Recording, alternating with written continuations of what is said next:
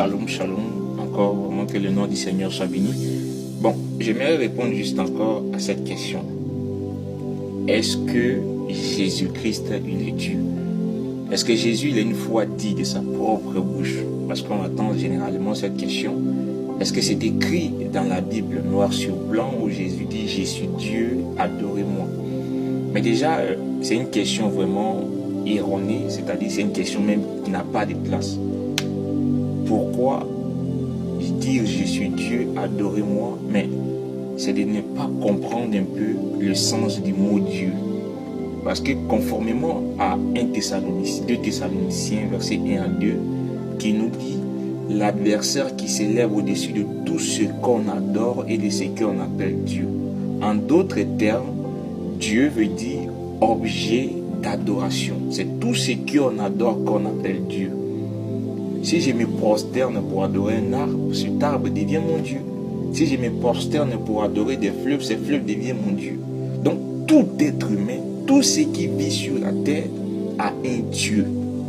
Je vous le dis très bien. Tout adorateur, c'est lui qui se prosterne pour adorer, que ce soit des fétiches, que ce soit des rivières, que ce soit des montagnes, des pierres, ça c'est son Dieu. Parce que c'est l'objet de son adoration. C'est l'objet de ses dévouements. C'est l'objet de sa prosternation. Maintenant, la question de savoir si Dieu, est-ce que Jésus il est Dieu? Non. Mais la vraie question qui devait se poser, est-ce que Jésus, dans la Bible, a été adoré? Si Jésus a été adoré dans la Bible, alors on comprendra que il exerce de sa position de Dieu, d'objet d'adoration. Donc, nous allons demander aux apôtres, c'est-à-dire les apôtres qui ont marché avec Jésus, si eux, ils ont adoré Jésus ou pas, et nous allons demander à Jésus lui-même, qu'est-ce qu'il nous dit de l'adoration. J'ai lu dans Luc au chapitre 24, à partir du verset 51, levé au ciel.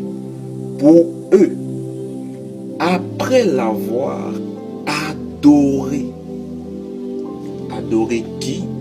Adorer Jésus.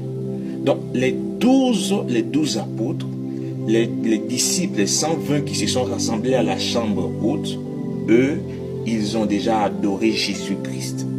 Maintenant la question, Jésus, il est qui pour être adoré? Or, on sait très bien que l'adoration ne revient que à Dieu seul.